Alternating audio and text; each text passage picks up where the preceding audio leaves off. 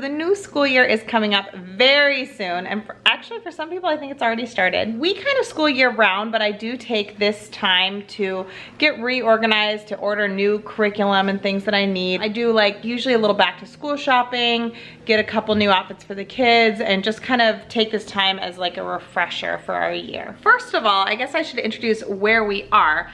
This is our dining room table space. This is my primary zone for my homeschooling stuff. I have figured out over time that I really prefer our dining room table and this zone as like our main zone. And then we're near couches, and I like to do our reading lessons on the couch or like even on the ground in the living room. I just like to spread out sometimes if we need it and cuddle up sometimes if we need that. And as our kids have gotten older, they're doing more online courses, and those actually work best in quiet spaces where the kids can kind of be on their own and not being too loud for us. We don't have to worry about like having conversations in the background of their classes. So usually they go and they do that in our office space or in their bedroom or even outside. Generally with the noise conversation issue, we try to keep that in its own space. It doesn't need much, like basically just a spot where they can plop a computer works fine. So we don't set up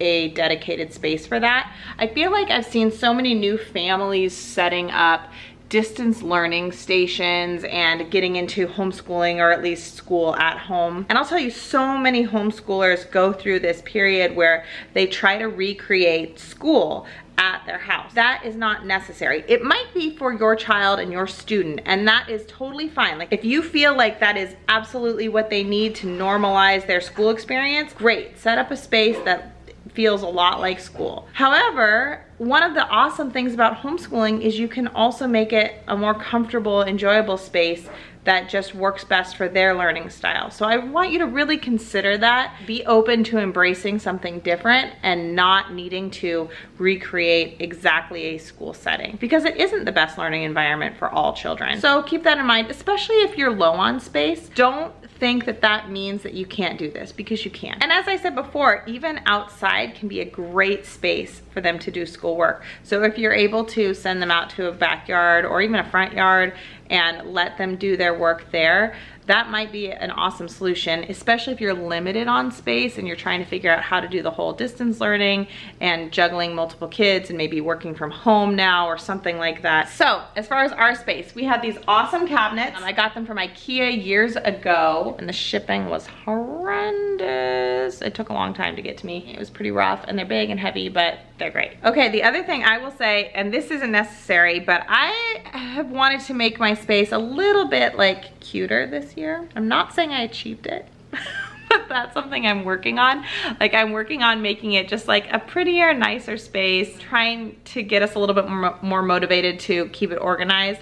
However, I know that this will become a giant mess, at least at some point. And that doesn't mean that the next day it won't be cute again, but there's a reality that this becomes messy.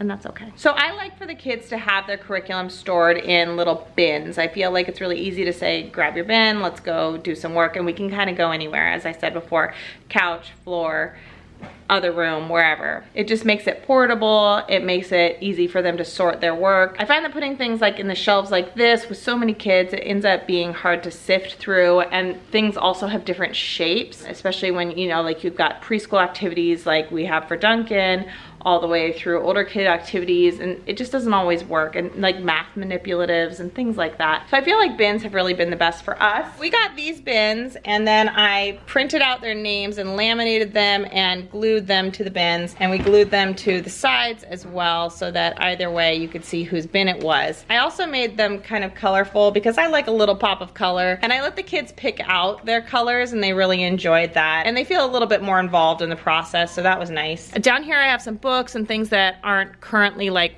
totally in use but might be throughout the year. Here I have some like note cards and additional reading elements, and these are their readers that they do. And in here I have extra supplies. So this is kind of a quick grab bin of art supplies that we often need. I have some pens and some colored pencils that are kind of fun. but not super easy to sharpen, but they're cute. These are some fine tip pens for the older kids, and these ones are markers that anybody can use, but they work well for our littlest. I have these tins that I actually made years ago. It's just a tin can that I opened up with a safe can opener that leaves the edges not too rough, and then I covered it with a fabric that I like, and we use these for our art supplies. There are a couple glue sticks in here as well as some scissors. And then we have a couple small rulers and hole punchers. This container here has our Sharpies in it. It's kind of hidden because some of my kids have a bad reputation with Sharpies. And this container fit crayons really nicely. And here are some colored pencils. And here are some general pens, and you'll find that right now my cupboards have a lot of things like pens and pencils. I haven't fully organized this as much as I like, mostly because I think I'm going to be taking out these lighter blue bins and replacing them with more clear ones. This one should be just typical lead style pencils with erasers on them. This is also like in the works, so I haven't ordered everything. I haven't gotten all our like back to school supplies yet, but I have been working a lot on it, so I wanted to share it with you guys and show the process a little bit. In general, my life is always in process and I never know if I'm going to fully complete a job, so I wanted to share where we're at now because it is working. I got these trays from Amazon and it came in like a colorful 4-pack, and I really like them. They're great for messy crafts, and they also fit paper in them really well, so I'll show you. I have some plain paper in here and some colorful paper, and it made it so that the paper wasn't like falling all over the place, and it just kind of looks nice still, but it's really easily accessible, and often we need the paper for these craft trays, so that's been a really nice solution. Up at the top here is my hidden paper. This paper is double the length of typical paper, and I got it so that the kids could practice drawing a map of the world from memory, because that's a goal I have for them. However, they like to get into this paper and they like to cut it up and draw little tiny drawings in one corner. And they could totally use regular paper, but for some reason they like this paper, so I have to keep it off limits and up high. And then I think next to it right now is just more regular paper, but I'm probably gonna change that. This other area, which is just the next cabinet over, I have these binders. They're actually totally empty right now. This is where we're going to store the work that the kids complete or records of their work. So I like to have that nearby, so when something finishes or if I wanna add something to this, it's just really easy to do. Otherwise that stuff tends to kind of pile up and get lost or messy or ruined or turned into art. And also because I'm trying to be cute, I printed out their names in the same fonts as I did the bins that they have. If you didn't notice that before, it's really important to me that you notice that. I'm trying, okay. And then I have some empty bins right here, which I'm really proud of because I'm a person who likes to use up every bit of open space.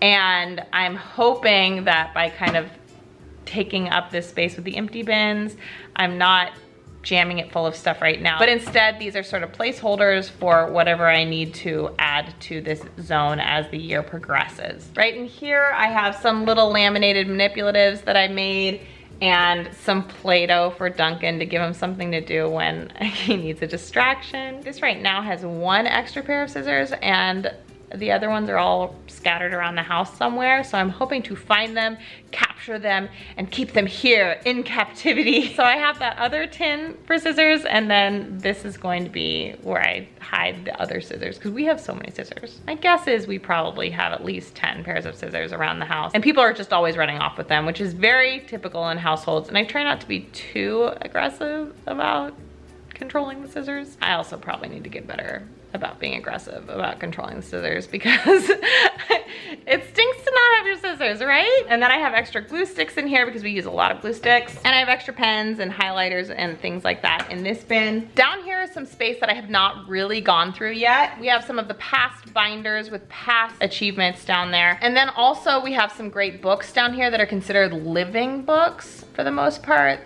Basically, they're books that are very entertaining, but you also learn while you're reading them. So I like those to do like read alouds with the kids. In here, I have a bunch of CDs. We haven't used CDs, I don't think, this whole year, but we've used them a lot in the past with our homeschooling. Before this past year, we were going in the car a lot and we would use CDs while we were driving to do additional learning. So I always have a bunch of CDs, but I kind of feel like I need to go through my collection and reduce, especially since I do use a lot of Audible and stuff now. But I know that there are some CDs like Story of the World, which we love, that aren't on Audible. I don't think. I know the CD collection will be going away entirely. And then these are other like past math and geography manipulatives that I need to clean up or make a decision on if we're going to be using them this year. Okay, so this is our least cute visible section. And I'm trying to figure out how to make it look less of like a dark black hole over here, and this color doesn't really work. This is still definitely a work in progress on this side, but I still wanted to show it to you guys. So this whole section is the kids' 3D printer. They love their printer. Jacob's been working really hard on designing his own 3D prints. Up here we have a bunch of science supplies, and right here we have more CDs. Why do we have so many CDs? Up there I think it's stuff that I haven't gone through yet. So. This has been turned into extra pantry. Because I don't have a pantry in my kitchen and I'm always trying to find shelves where I can stick our extra food. So that's what's going on here. This bin is kind of sad. That's our bin of supplies from outside activities that the kids used to attend regularly. And we would have bins set up for when the kids went to baseball or something called Awana or whatever, and they would grab all their like vests or his glove or whatever those things are. They were supposed to be stored in there and they could grab them easily when we needed to get out of the house in a hurry. So far, we're not going to be using those this year, but we'll see how the year goes, right? And then this is a really cool set. I'm really excited about it. This is a whole giant set from somebody called The Therapy Mama on Teachers Pay Teachers. So if you're looking for great printable curriculum ideas, you can go to Teachers Pay Teachers, print it out, you can laminate it or present it however you prefer to. If you don't have a laminator, just have tons of stuff. So that's what that is. It's my little collection of stuff from there. So remember earlier I told you that I often have binders that like need to be filled. This is kind of the space for that. So a lot of this in here is stuff that the kids have completed or artwork that they want to save or whatever, and I just don't have time in the moment to do something with it.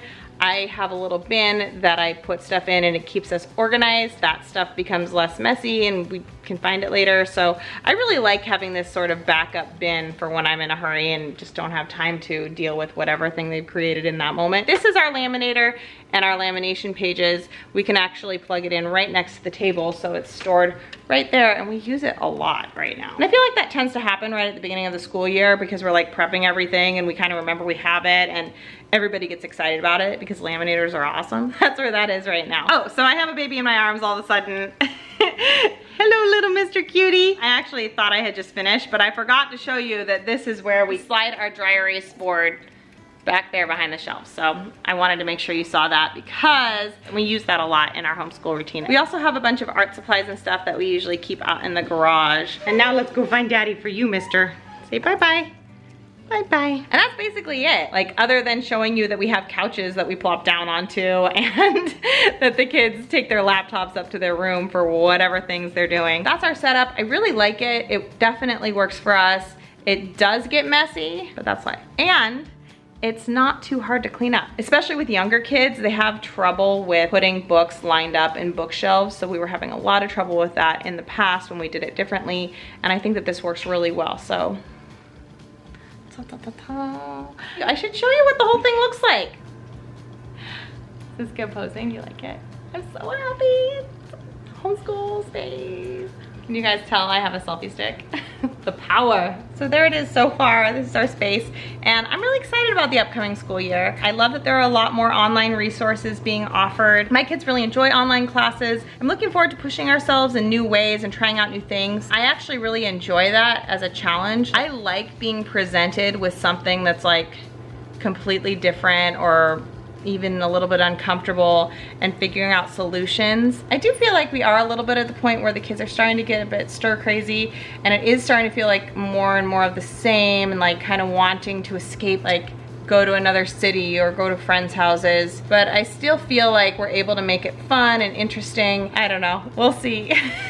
I'd love to hear what you're concerned about for the upcoming year. And I'd love to begin that dialogue and figure out how we can come up with solutions for each other. We're all in different circumstances and we're all facing things in a different way than we ever have before. So let's talk about it and let's be kind to each other and be loving for whatever decisions we're all making, because everybody is in a different situation. Everybody's in a different place. The risk levels are different depending on where you are. So please keep this a safe space. And remember that even if you're feeling one way, another person could be in a completely different situation. So don't rush to judge or rush to anger in talking with people about this stuff. Love you guys. I hope that this helps. If there are any other things that you're looking for help about, please put them in the comment section. I'll be making more videos like this over the next month or two, so please ask away, ask me anything. I can't speak to everybody's experiences, but I can do my best from my personal experience to share what we've learned and what's worked for us and what hasn't.